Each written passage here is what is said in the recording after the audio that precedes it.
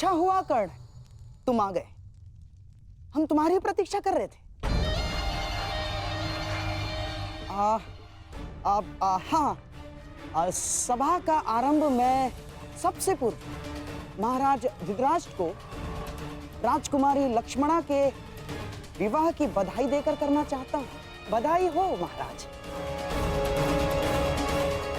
और हाँ, अत्यंत खेद के साथ मुझे ये भी कहना पड़ रहा है कि ये अंतिम शुभ अवसर था जिसमें सारे कुरुकुल ने भाग लिया। हाँ, क्या पता इस युद्ध के पश्चात कौन जीवित रहेगा और कौन नहीं।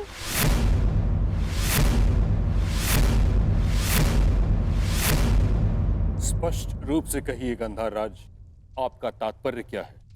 अब से पूर्व तो आपने इस प्रकार के विचार कभी प्रकट नहीं किए, और अब जब दुर्योधन ने कृष्ण को ना चुनकर नारायणी सेना को चुना है, तो अब इस प्रकार के विचार क्यों? आपका प्रश्न उचित है महामहिम, परंतु यदि मैं अपनी भूल स्वीकार भी करता हूं, तो क्या वो भूल मैं सुधार सकता हूं? कर्ण, तुम्हारा इस विषय में क्या कहना है? मेरा मानना है कि हमें वार्तालाप में समय व्यर्थ नहीं करना चाहिए। हमें अपनी सेना को प्रशिक्षण देकर उन्हें और शक्तिशाली बनाना होगा।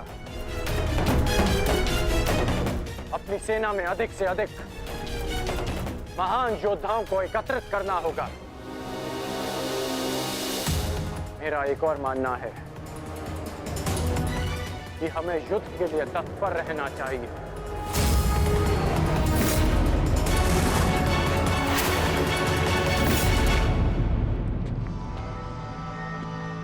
क्या तुम्हें भी यहाँ उपस्थित होने के लिए कहा गया? हाँ भ्राताश्री, मुझे प्रहरी ने निद्रा से उठाकर संदेश दिया कि हमें शीघ्र ही यहाँ उपस्थित होना है।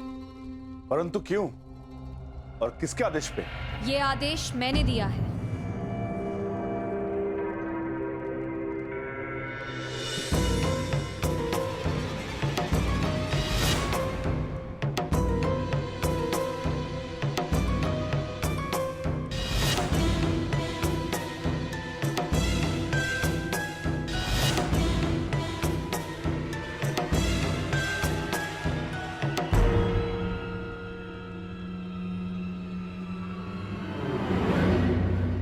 पांचाली, इतनी रात में तुम ये?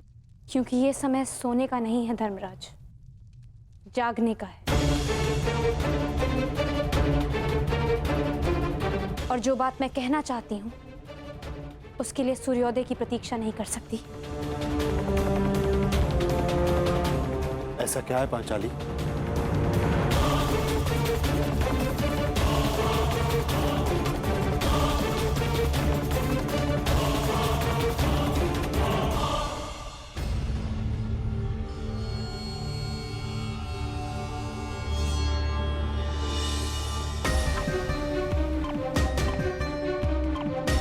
पांचाली, ये तिथि कैसी?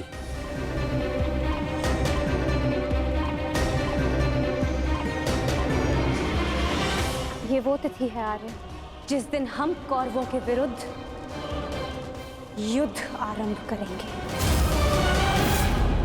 यदि ये युद्ध हुआ तो कितने योद्धा और कितने सैनिक मारे जाएंगे?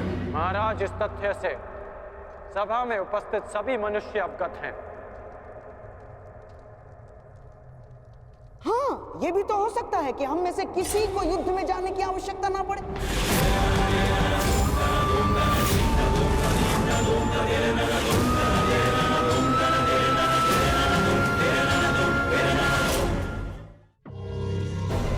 महामहिम, जैसे पुराणों में मैंने पढ़ा है कि स्वयं भगवान भी अपने शत्रुओं को एक अंतिम अवसर देते हैं, तो क्या हम अपने शत्रु को अंतिम अवसर नहीं दे सकते? दे सकते हैं ना महामहिम? गांधार राज, युद्ध होना निश्चित है और होकर ही रहेगा। और इसकी उल्टी गिनती प्रारंभ हो चुकी है।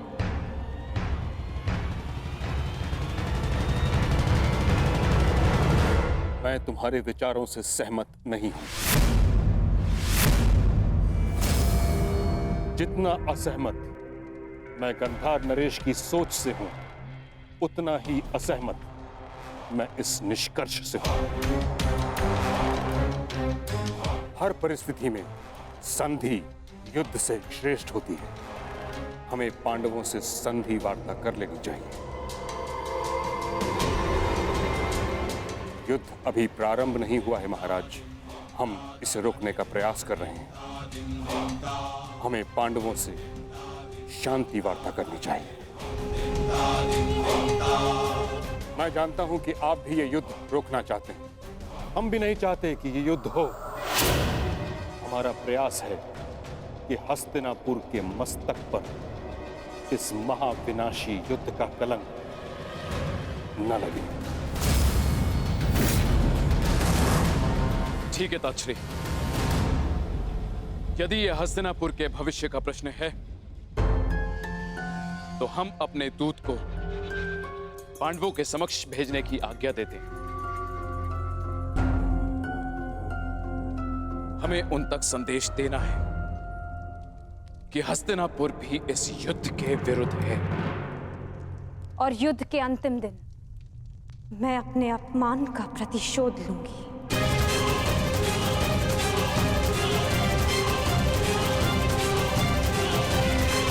जिस दिन दुर्योधन का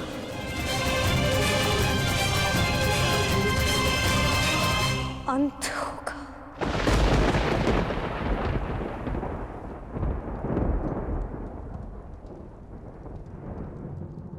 महाराज ऐसे ये मेरा अंतिम निर्णय है कर्ण। हमें अपनी ओर से एक प्रतिनिधि चुनना होगा। क्या आपके मस्तिष्क में कोई नाम है महाराज? संजय।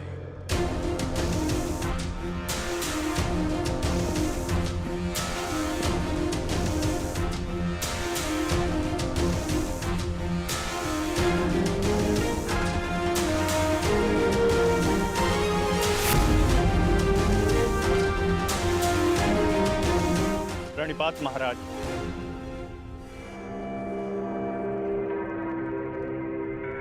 मुझे भी संजय के साथ जाने की आज्ञा दीजिए महाराज। नहीं कर्ण, यह एक अत्यंत संवेदनशील प्रकरण है। हमें योद्धा नहीं, नीति परख मनुष्य चाहिए।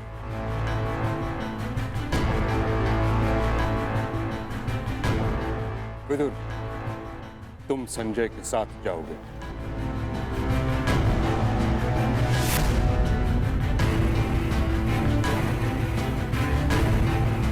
तो ठीक है,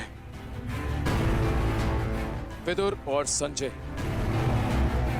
दोनों हस्तिनापुर की ओर से शांति प्रस्ताव लेकर जाएंगे। ये एक पारिवारिक प्रकरण है और हम नहीं चाहते कि परिजन ही परिजनों का रक्त बहाए। उचित है पांचाली, उचित है। अब ये युद्ध तुम्हारे बताए हुए दिन ही आरंभ होगा।